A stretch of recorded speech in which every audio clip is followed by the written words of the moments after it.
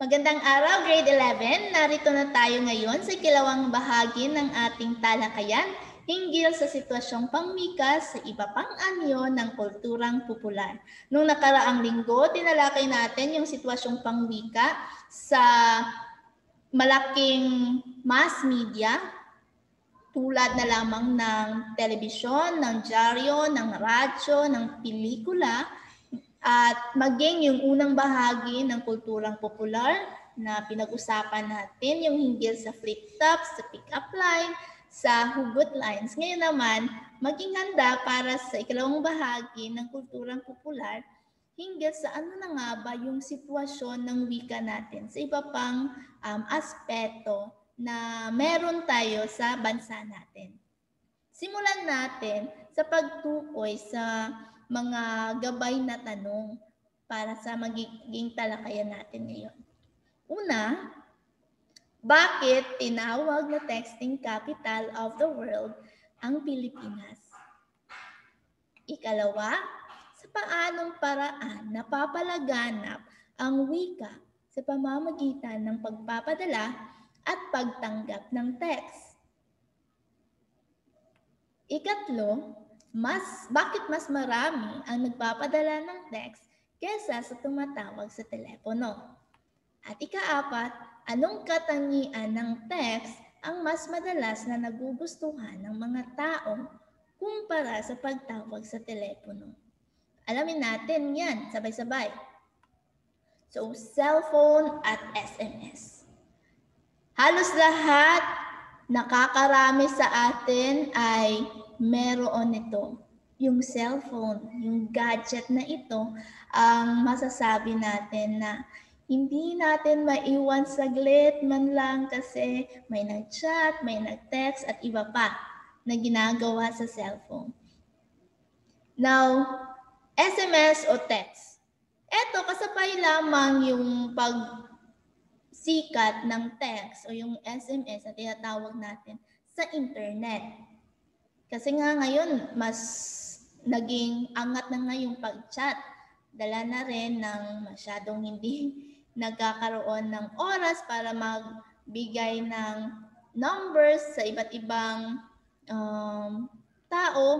Maging yung mga kaibigan ninyo, siguro wala kayong mga numbers nila sa kanilang sa inyong cellphone kasi yung ginagawa nyo na lamang is mag-chat na lamang kayo sa kanila.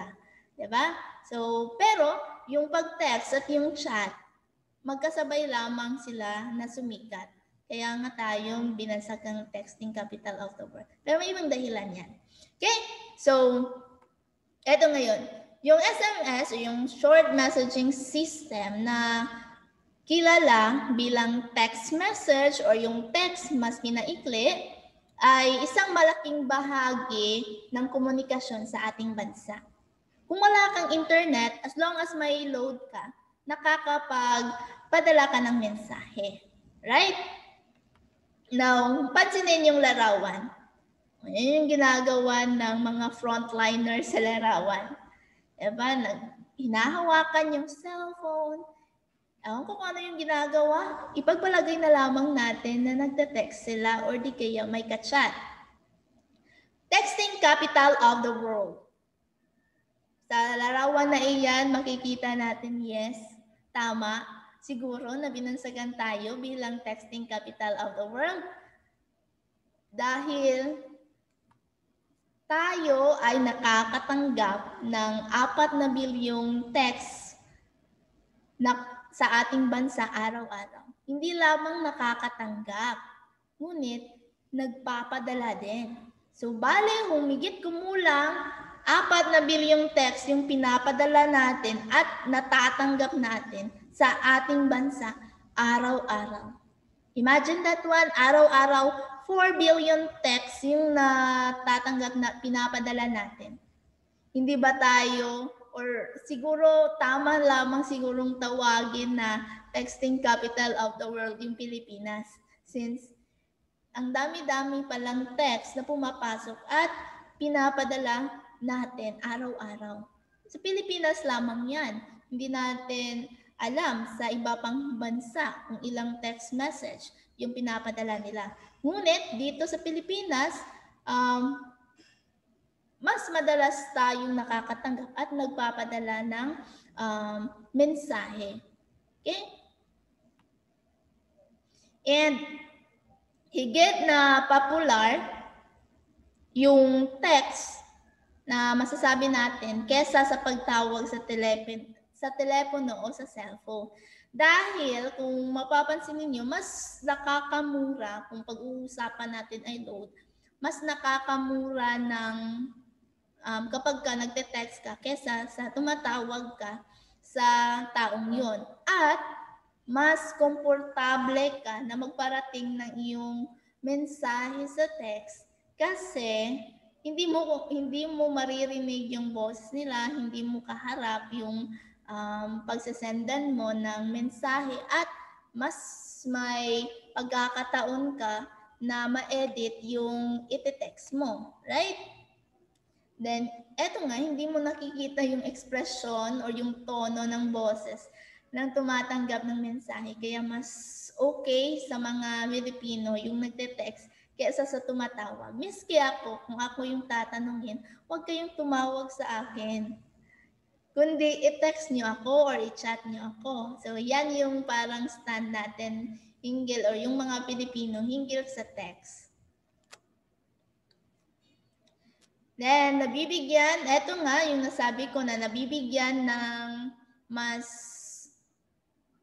malaking oras yung pag-edit sa mensahe na ipapadala, and then mas naiaangkop mo yung pahayag na sasabihin mo or na ipapadala mo kapag gagamit ka ng text. So, basic information about text. Pero ano nga ba yung katangian? Ano na nga ba yung sitwasyon ng wika sa text? Sa texting, mapapansin ninyo, madalas yung paggamit ng tinatawag nating code switching. When you say code switching, pagpapalit-palit ng Ingles at Filipino sa pagpapahayag. So, mapapansin mo na pinaghalo na yung wika sa pagte-text. Nagkakaroon na ng Ingles at ng halong Filipino sa pagte-text. Nandito sa atin, sa Cebu, pinaghahalo yung Ingles siguro at yung lokal na lingwahe natin or di kaya yung Filipino at yung lokal na lingwahe natin. Basic. No, madalas din na binabago at pinapaikli yung baybay ng salita para mas madali o mas mabilis itong mabuo. Yung mga umusbong nga or sumikat ngayon tinatawag nating hegemon sa texting. Why? Kasi doon napapaikli yung or parang pinapaikli ng mga tao yung mga salita para lamang mas madali nilang ma-send at mas makatipid sila sa spasyo ng makakatipid sila sa mensahe na ipapadala nila. Since yung pagpapadala ninyo ng text, may limitasyon siya. 160 characters lamang siya. Yung regular 160 lamang na characters, dala na yan sa banta, sa mga spasyo, yung pagpapadala ninyo ng mensahe sa cellphone. Ngayon, yung chat, unlimited yan. Unlike sa texting, unlimited yung chat. Sa texting, magkwenta manggod siya sa mga characters na imuhang isend. Kung makabantay mo sa inyong phone while texting, naana siya nakabutang number of words or number of characters na nagamit na ninyo sa kanang specific na text. And kung makabantay mo katong mga karaan nga model sa phone na inig-send sa message, naa siya second part or naa siya second message na kung saan nandoon yung karugtong, lalong-lalo na pag mahaba yung text na pinapadala ninyo. So, yung nangyayari, pinapaikli yung baybay, shortcut ang spelling para mas makatipid sa espasyo para mas padali itong ma-send sa taong tatanggap nito. And walang sinusunod na tuntunin or rule yung pagpapaikli ng salita sa texting. Lalong-lalo also sa Ingles, maging sa Ingles at sa Filipino na wika. As long as naipapadala nila ito sa pinakamaikli at pinakamadaling paraan. At kahit papaano'y naiintindihan. So, unsa ka na ilahang ipambuhat. So, eto. Halimbawa na lamang, yung buong salita is okay. Ginagawa na lang okay na O at K or di kaya K. Diba? So, mas nagiging maikli yung pagpapadala ng mensahe through texting. So, yung dito, pinaghalo na siya or kung ano yung bigkas ng D, yung titik D na lamang at yung to na halos kapareha ng tunog sa letter, yung numerong 2, yung dalawa, so nagiging D2. Yung nandito na ako is dito na me. Yung pwede, tinatanggal. Sa texting din, yung mga patinig, tinatanggal. Yung mga patinig, yung A, E, I, O, U, tinatanggal nila usually. Yung iniiwan is yung mga katinig. So, yung pwede, naging P, W, at D na lamang. So, bakit naiintindihan din natin yung mga text na iyan. Pero, yes, pwede naging PWD na lamang. Saan ka na ba? So, yung nangyayari is, nawawala yung mga patinig sa pangungusap. Ilan lamang yan sa halimbawa. Also this one, uso din to sa text, yung daglat o yung shortcut. Say AAP, naging always a pleasure, AML, all my love, before and, naging bye for now pala yan. Yung BFF, depende, yung paggamit ng BFF, depende yan. Maring best friends forever or ewan ko sa inyo. Okay.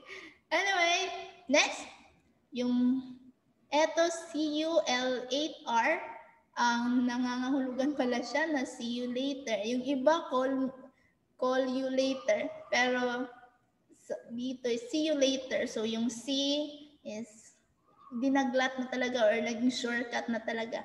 Yung EOD, end of discussion pala yan. Yung yung J na may K, just kidding pala. And then G to G, got to go. So ilan sa mga terminong yan, hindi ko ma-relate kasi hindi ko naman ginagamit sa texting. Ewan ko kung ginagamit ninyo kung kayo ay nagte-text. Kasi kung ako yung magte-text, buong-buo yung salita. At eto nga, dito sumikat yung mga tinatawag nating judge mo noon. Eto, ilan pa? GBU, God bless you. IDC, I don't care. WTG, way to go. XOXO, hugs and kisses pala yan. Okay. So, yun yung sitwasyon ng isa sa mga kulturang popular pag pag-uusapan natin yung text. Dito tayo ngayon sa sitwasyong pangwika sa social media at sa internet. Okay, social media, yung Facebook, yung Pinterest, yung Twitter, at yung iba pa, marami. And eto na naman yung mga gabay na tanong na dapat nating masagot or lalong-lalo na ninyo. Una, sa paanong paraan nakabubuti ang madalas na pagpo-post sa social media? Sa paanong paraan naman ito nakakasama? Always ba dapat mag-post? Paano nakakatulong sa pagpapalaganap ng wikang Filipino ang pagpo-post sa social media? Ano ang maipapayo mo sa mga kabataang tulad mo na mahilig mag-post ng iba't ibang social media account, sa iba't ibang social media account? So, simulan natin. Pagsikat ng social networking. So, makikita tayo na may kanya-kanya ng social media accounts yung mga tao. May Tumblr, may YouTube, may Facebook, may Skype, may Twitter, may Instagram, may Snapchat, marami pang iba. So, alamin natin kung ano yung kalagayan ng wika. Kung pag-uusapan ay social networking o yung social media, yung sa internet. Yan, gaya nga ng sabi ko, yung pagyabong ng paggamit ng social media ngayon is talagang masasabi nating boom na boom. Kumbaga, sikat ni sikat. Lalong-lalo na ngayon na nasa pandemic tayo at yung ginagamit na makapag-interact tayo sa ibang tao is gamit yung social media accounts natin. Yung mga social media sites. Facebook, kilalang I think, nangunguna sa paggamit. And then yung Twitter, dito sa Twitter, dito mas naipapahayag ng bawat individual yung kanilang saloobin. Dito ko, maging ninyo siguro, dito ko nababasa yung mga tweet ng mga estudyante ko base sa kanilang sitwasyon, current na sitwasyon.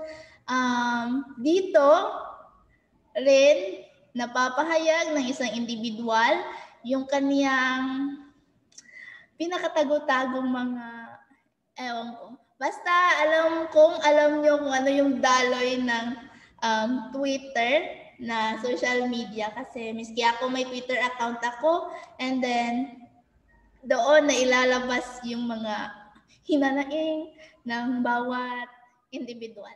Yung Instagram, more on pictures, more on pagandahan ng mga larawan, pagandahan ng updates. Yung Pinterest, makikita kayo dito rin ng mga maraming pictures na makukuha ninyo, yung Tumblr at marami pang iba. So, pag-usapan natin ngayon kung ano yung sitwasyon ng wika sa social media. Yes, again, lahat ng uri ng tao, mula bata hanggang sa matanda, ay may social life. Nabibilang sa tinatawag nating netizen. Yung mga netizen na tinatawag na aktibong mga tao na gumagamit ng social media, na may social media life. Kasi dito, yung social media, yung paggamit ng internet, parang nagiging daan siya sa pagpapadali ng komunikasyon sa pagitan ng magkaibigan, sa pagitan ng mga mahal sa buhay natin. Okay? Kahit nandito tayo sa Pilipinas, kung may kamag-anak ka na nasa New Zealand, so gamit yung social media, gamit yung video chatting, nagkakapagkita kayo sa isa't isa. Right? Also, ito galing sa parang survey na ayon sa naging pag-aaral ng 24/7 Wall Street, 93.9% ang mga Pilipino yung may FB account. Yes, 93.9% ng mga Pilipino yung may FB account. Siguro yung mga bata, meron ng mga FB account ngayon, kahit bagong silang pa lang. Ewan ko. Yan yung naging kinalabasan ng naging survey. Yung iba may tigdadalawang account pa.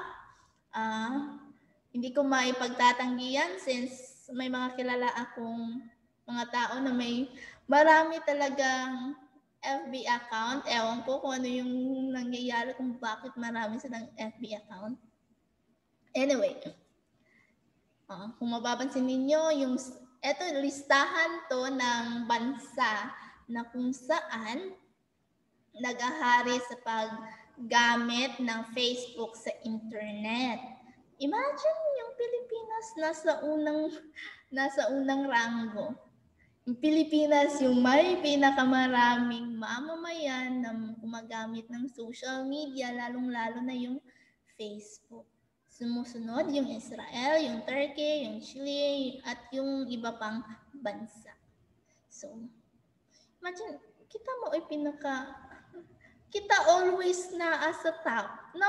When it comes to social media, when it comes to texting. Kasi alam nyo, sa ibang bansa, busy sila sa pagtatrabaho. Dito sa Pilipinas, marami sa atin yung nagiging tambay. Hindi man natin sabihin na ganoon, but yes, maraming tambay, and then gaya na lamang ng ihalin tulad ko yung nangyayari sa mga kapatid ko. Sa halip na pagigihan yung pagsagot sa module nila, yung nangyayari, tinatabi nila yung cellphone nila, tapos nag-aaral na sila, ngunit pagkatapos ng ilang minuto, hawak-hawak na naman nila yung cellphone nila. Ewan ko kung nangyayari din yan sa inyo. Hawak-hawak yung cellphone, tapos nag-Facebook. Kaya parang hindi masyadong nagiging produktibo yung mga Pilipino minsan. Kahit nasa top tayo na masabing marami sa atin gumagamit ng Facebook, pero para kung yung tatanungin, siguro may mga other implication sa naging resulta na iyan. Anyway, eto, ilan sa mga popular na sites na ginagamit ng mga Pilipino. Yung Facebook, yung Twitter, yung WordPress, Booking.com, eto yung mga sa hotel, yung Google.com, yung iba pang sites. So, ilan lamang yan. Now, bigyan natin ng focus ngayon. Madaling makapagbalita sa mga nangyayari sa buhay, lalong-lalo na sa iba pang sulok ng mundo. Kapag ka nagpo-post yung isang tao ng impormasyon, yung larawan, o di kaya nagpapadala ng pribadong mensahe sa mga kakilala niya gamit yung social media. Gamit yung chatting, gamit yung pag-post, gamit yung pag-share ng iba't ibang mga na-i-post sa social media accounts ninyo. Now, gaya ng texting, nagkakaroon din ng code switching sa paggamit ng wika dito. And then imagine how social media influence people na kung ano yung nakamulatan. Imagine, yan yung nakamulatan ng mga bata ngayon, ng mga henerasyon ngayon na nagkakaroon ng code switching. Nagiging informal na sa mga susunod na panahon yung paggamit ng wika.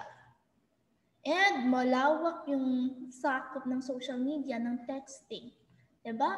So, yan yung naging sitwasyon ng wikang pambansa natin sa ating sa kasalukuyang panahon.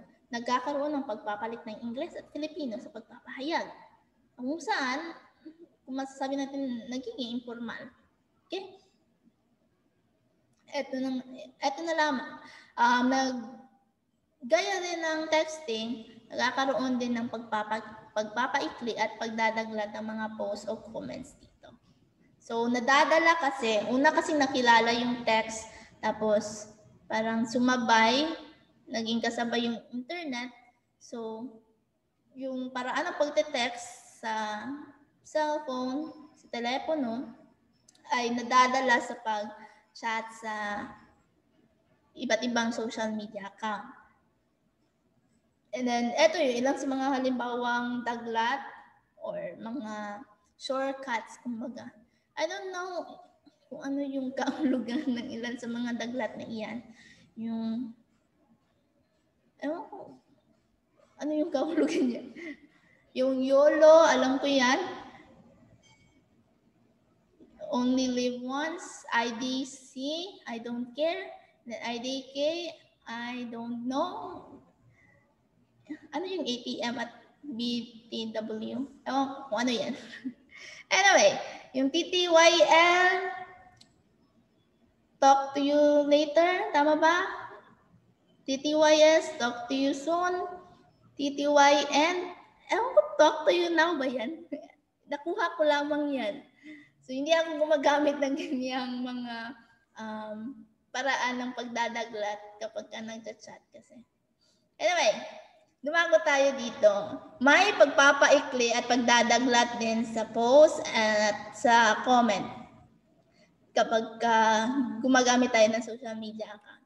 Then mas pinag-iisipang mabuti ang mga salita at pahayag bago i-post sapagkat maraming mga tao yung makakabasa at makakapagbigay ng reaksyon. So, open kasi yung social media account. Kahit naka-private yan, may mga friends ka na makakapag-react at makakapag-comment, makakakita ng iyong post.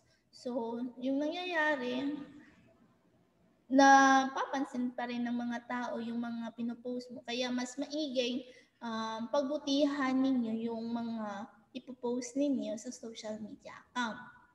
Kasi baka sa ibang bansa ginawa ng meme yung mukha mo, tapos hindi mo lang alam, di ba? So, may mga pagkakataon na ganyan.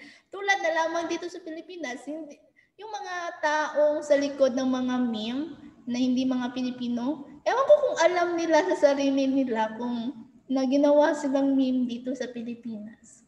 Ewan ko. Anyway,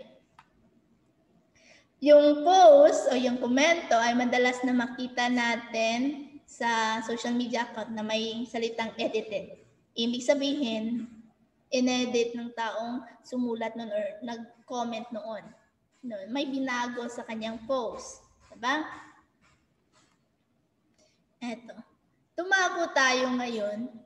So yun yung hinggil sa social media account, yung internet, yung paglobo ng paggamit ng internet at iba pa. Dumago tayo ngayon sa kalakalan. Since napag-usapan natin yung sitwasyon sa texting, sa internet, dito tayo ngayon sa kalakalan. Ano naman yung sitwasyon ng wika sa kalakalan? Now, mapapansin ninyo sa business, wikang Ingles yung mas ginagamit na lingwahe, lalong-lalo na sa mga boardroom, sa mga kumpanya, kumbaga, yung mga malalaking kumpanya, yung mga pag-meeting nila, yung sa boardroom nila, Ingles yung ginagamit nila kasi when it comes to malalaking kumpanya, may mga ibang bansa na nag-i-invest and then yung lingwahe nila para mas magkaintindihan dahil nasa international na aspeto na sila ng kanilang negosyo, kaya wikang English yung ginagamit nila. And maging yung mga multinational companies, English yung ginagamit nila. Lalong-lalo, yung mga malalaking kumpanya talaga more on English. Basta pag-uusapan natin yung sitwasyon ng wikang pambansa, wikang pambansa, yes, sa kalakalan. Wikang English, yung ginagamit ng mga BPO, yung business process outsourcing, o sa madaling sabi or mas kilala nating na call center. Mga call centers ay English yung kanilang ginagamit. Pero depende, may mga pagkakataon din sa mga call center na ang ginagamit nilang lingwahe is Filipino. Depende sa lugar, depende sa kausap, sino yung kausap. Pero,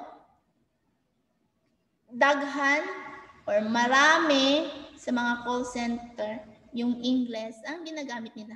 Since yung mga kliyente nila ay galing sa ibang bansa at international na wika yung naiintindihan lamang. And yung mga memo, yung mga kautusan, yung kontrata at iba pang mga dokumento nila ay nakasulat sa wikang Ingles. So, kalakalan kasi yung pinag-uusapan negosyo para mas mag-boom yung negosyo, mag-invest ka talaga sa ibang bansa So, more on English yung kanilang ginagamit kasi mas formal and then naiintindihan. Then, yung mga yung mga negosyo na kung saan maliliit lamang, gaya na lamang ng mga paggawaan, yung mga production line, yung mga restaurant, yung mall, yung mga pamilihan, yung mga palengke, yung direct selling, nanatili namang Filipino yung kanilang ginagamit. So, andun pa rin yung hint ng Filipino, yung wikang Filipino sa kalakalan. Pero, doon nga lamang sa mga maliliit na negosyo. Since yung mga maliliit na negosyo, dyan mas talamak yung pagbili ng mga katamtamang antas ng mga tao sa lipunan. So, basic sa kanila na maiintindihan nila yung pagsasalita ng Filipino. Okay? Now, let's proceed sa pamahalaan. Ano kaya yung nangyayari sa pamahalaan? Ano kaya yung ginagamit na wika sa pamahalaan? Eto, sa bisa ng Atas Tagapagpaganap bilang 335, serye ng 1988, naging mas malawak yung paggamit nila sa wika sa iba't ibang antas at sangay ng pamahalaan ng wikang Filipino. Kasi sa Atas Tagapagpaganap bilang 335, dito nakasaad na ang lahat ng kagawaran, kawanihan, opisina, ahensya, at instrumentality ng pamahalaan na magsasagawa ng hakbang na kailangan para sa layuning magamit ang Filipino sa opisyal na mga transaksyon, komunikasyon, at korespondensya. Korespondensya yan. Okay? So, base sa atas na iyon, nilalahad na wikang Filipino ang dapat na gamitin nila sa kanilang opisina. Pero, may depende sa sitwasyon. Kasi may mga transaksyon yung pamahalaan na ginagawa sa ibang bansa. So, ginagamitan nila ng mga dokumentong Ingles. Pero dahil sa atas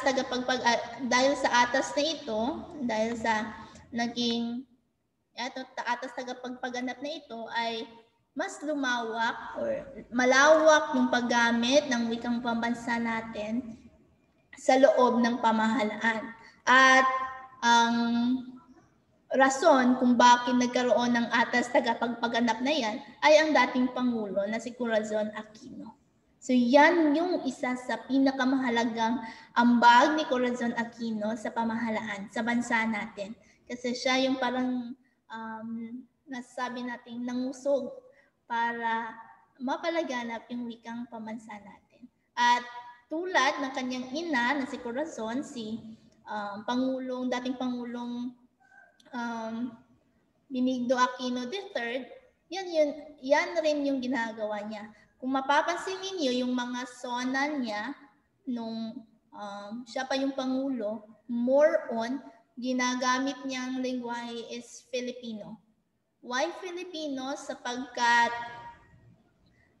paniniwala ni Benigno Aquino III na mas nakararami sa Pilipinas ang nakakaintindi ng wikang Filipino, ang masasabi nating hindi masyadong angat sa buhay, kaya mas naiintindihan or maiintindihan ng mga madla, ng mga mamamayan kapag magsasalita siya ng Filipino.